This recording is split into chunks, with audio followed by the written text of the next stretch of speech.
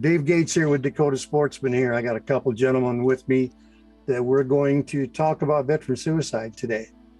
Upper left-hand corner, we've got Larry Zimmerman, retired Command Sergeant Major of the Army for the state of South Dakota, and also Secretary of Veterans Affairs for the state of South Dakota for 6 years. Lower, we got Don Ackerman, Vietnam veteran, former NCIS agent.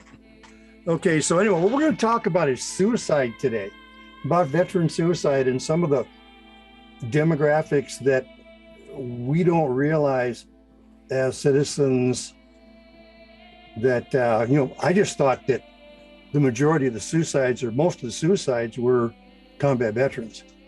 And I guess that's not the case at all. When you look through all of the veteran suicides, it's the vast majority are non-combat suicides. In other words, they never served in actual combat. Well, this one here that I printed out, 61.1% of the current suicides are veterans who never deployed. Go ahead. 50% of the guardsmen were deployed, 50% were not. I think it shows us that there's a lot of societal issues with everyone, but you have such a vast age as Secretary of Vet Affairs, and Don probably saw this there.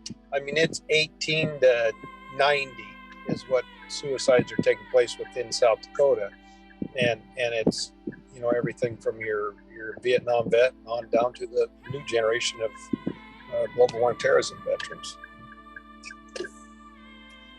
Yeah, one of the things that I never really thought about was the veterans with survivor's guilt that are committing suicide. I couldn't find a percentage on that, but I found a lot of articles talking about that it is actually an issue, a suicide related issue where they were talking about, or say like your friend died and you didn't type thing. But I think it goes even deeper than that. I think it goes to like when I was in Vietnam, most of the guys I saw, that I go into their offices and they were all clerks, the people I dealt with.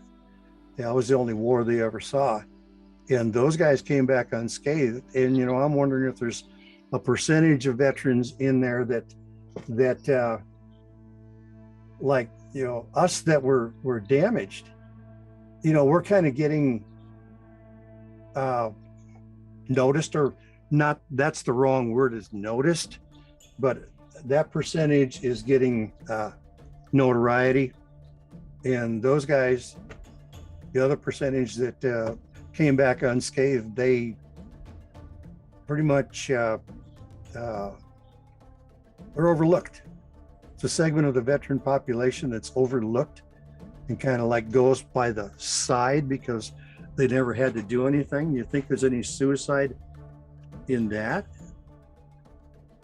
Well, I think that could be portions. And you guys, my two brothers I'm on here with both served in Vietnam, as you've heard, but there was 10 or more support personnel for every soldier and service member that's in Vietnam. And that's the way it was on Iraq and Afghanistan and all our wars. Well, a lot of those people that are serving during a conflict that have a job that doesn't let them be in the conflict have issues. They feel like they need to be there, should have been there, whether it's Navy, Army, Air, or whatever. Without boots on the ground like you two guys had, I think there's always that tinge of guilt, don't you, Don?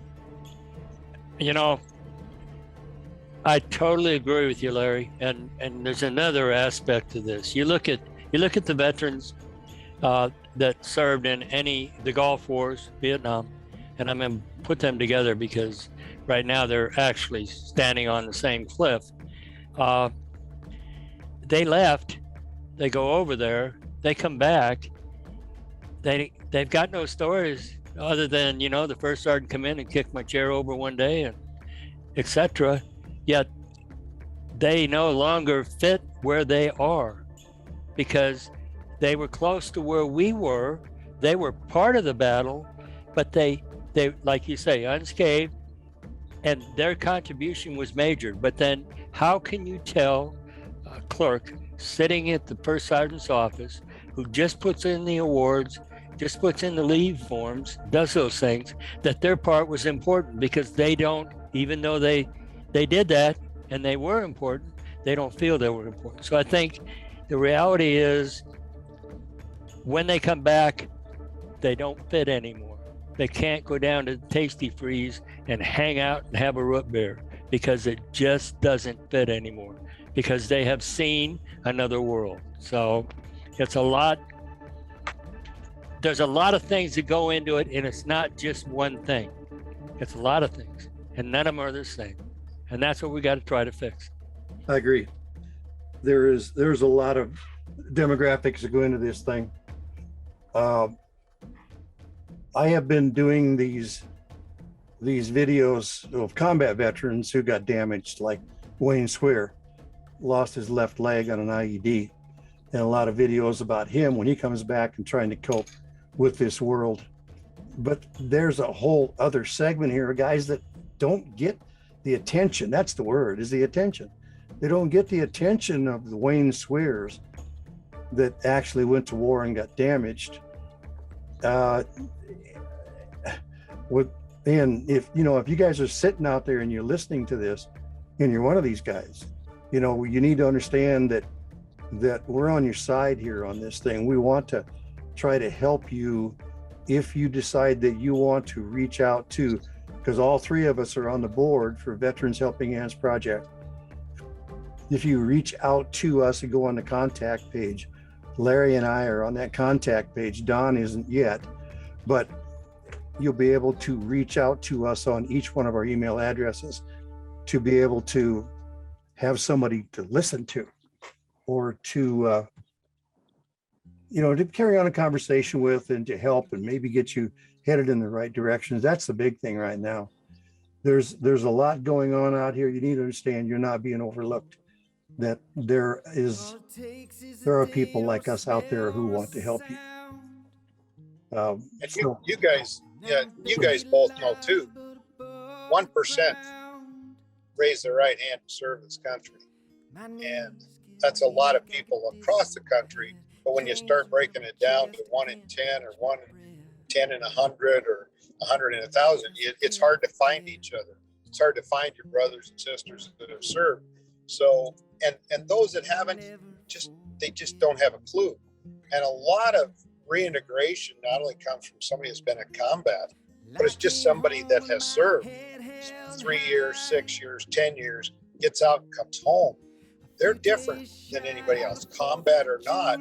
They've done that service. They feel the allegiance to country. They see stuff that's going on, and it literally drives them nuts, or drives them to that point we're talking about, the suicidal issues, where they've served, they're trying to reintegrate with their family, they're trying to reintegrate with society, they're trying to reintegrate with a new job, and it's not the same. The military has told them when to do it, what to do, and how to do it, and now they're out there on their own, and it's a tough world. But I remember driving down the interstate with you, Larry, one time, and I was talking about the suicide rate for Vietnam veterans at that time was 70%. Of the 22 a day was 70% were Vietnam veterans. Yep. It just shocked me. I couldn't understand that. And then you told me a story about they call it the 2-day rocking chair syndrome. Rocking chair. Yeah. Can you tell that story? Well, and again, you guys can relate as well as both. It's, you come home, you've served in a war, and you put your nose to the grindstone. Our World War II veterans did it, our Korean War veterans did it, and our Vietnam veterans did it. They came home on the sly and hid their uniforms and were spat upon and had issues. But they still came home, put their head down, went to work. They had families. Some of them dove into the bottle, some of them dove into drugs, but a lot of them dove into families and work. Work. At 65, 66, 70, retire. And then you sit. And you haven't sat for 60 years or 55 or 50. And you sit down and it all starts coming back as you're rocking in that chair the world of the war starts coming back to you. So you've hit it for 50 or 60 years, and then little things are popping in your head, and it affects tremendously our guys that have been in the workforce for all those years, guys and gals.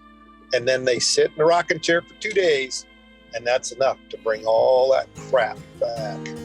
I'm a prisoner of war in the land of the free, treating those I love like the enemy. 'Cause I can't forget